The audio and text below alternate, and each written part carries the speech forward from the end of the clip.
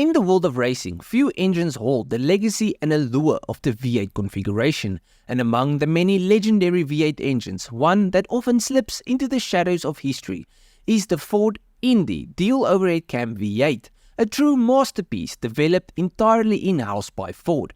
This powerful and elegant engine left a massive mark on motorsport, securing no less than 7 Indianapolis 500 wins. The history of the V8 engine dates back nearly a century, with its glory years shining brightly in the United States, where it became the heart of muscle cars and dominated various racing categories. Ford, being a frontrunner in pushing the V8 to new heights, both on the road and track, was also one of the manufacturers continually exploring the potential of this iconic configuration. Among Ford's renowned race-bred engines such as the Le Mans conquering 427 and the Formula 1 dominating DFV, the dual-overhead-cam Indy V8 often remains unappreciated by younger generations.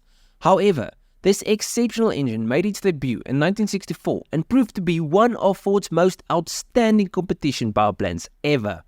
The story of the Ford Indy dual-overhead-cam V8 began in the fall of 1962 when Bill Gay, the lead engineer of the company's advanced engines department, assembled a team of skilled individuals to create something extraordinary.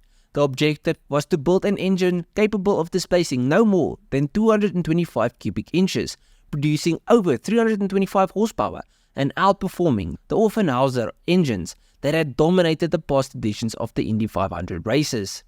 The initial phase involved taking a high-performance version of the 260 cubic inch Fairlane V8 from the assembly line and transforming it into an all-aluminum racing marvel. The team tested the modified stock cast block with custom internals and cylinder heads, leading to the first Ford Indy V8 with 365 horsepower. After extensive track testing and further adjustments, the engine's power output increased to an impressive 376 horsepower. But after testing, Ford noticed that the push rod valve layout was the weakest point of the motor, and they started experimenting with dual overhead cam configurations for the next generation of this engine. In 1964, Ford introduced the Phase 3 dual overhead cam Indy engine with a groundbreaking design. The camshaft locations were reversed, placing the exhaust cam on top and the intake cam on bottom, and the exhaust ports exiting on top of the engine. This innovative configuration, along with numerous upgrades, earned the engine its unique appearance. And let's be honest, this thing looks sick. It wouldn't work on a road-going car. The heat under the hood would make it impossible to open the bonnet of the driving, but on these race cars, that's not a problem.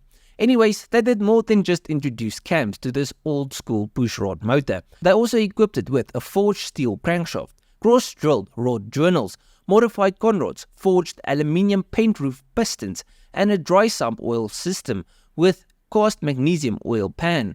The result? Well, this dual overhead cam Indy achieved 425 horsepower at 8,000 RPM and 295 foot-pounds of torque or 400 Nm of torque at 6,400 RPM. And before we talk about how it fared at the Indy 500, let's take a quick sound check.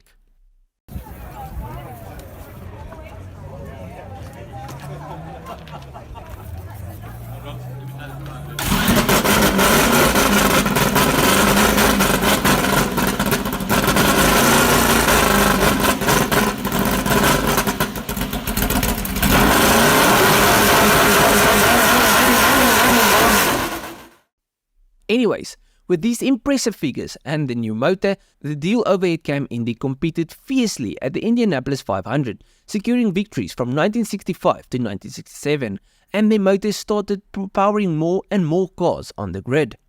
But in racing, you need to keep bettering yourself. If you stagnate, the competition will catch up to you, and in 1968, that happened as the Offenhauser engines resurged with turbochargers, and because of this, Ford lost the race that year. So the Ford engineers went back to the drawing board and Ford developed a smaller turbocharged version of the dual overhead cam Indy V8. They de-stroked the engine to 159 cubic inches or 2.6 liters and added a big turbo to the crazy exhaust design. These changes did more than just complicate the design. The power of these motors went from 425 horsepower to a staggering 750 horsepower at 9,500 RPM. the turbocharged dual overhead cam Indy powered Ford to another Indy 500 win in 1969. And they didn't stop there. In 1970, it secured yet another victory driven by the legendary Mario Andretti. Ford's dual overhead cam Indy project continued under AJ Foyt's stewardship, resulting in additional victories in 1971 and 1977. With a total of 7 Indy 500 wins and a stunning design, the Ford dual overhead cam Indy V8 remains one of Detroit's greatest racing engines, although overshadowed by other successful competition motors wearing the blue oval badge. The dual overhead cam Indy deserves recognition and celebration among current and future generations of V8 enthusiasts. The legacy of the Ford Indy dual overhead cam V8 lives on, and its powerful rumble can still be experienced in the hearts of racing enthusiasts all around the world. As we look back at this extraordinary engine, we remember its triumphs on the racetrack and its contribution to the rich history of American motorsport. At the end of the video, please let me know what you thought of the video. Did you like it? Did you dislike it? And is there any other really cool old school racing engines that you would like me to make a video on? Let me know down below which engines you would like to see. And if you guys enjoyed this video, you'll most probably enjoy most of my other stuff. So just go through my channel, see if there's something else you like. I'll check you guys in the next one. Cheers, eh?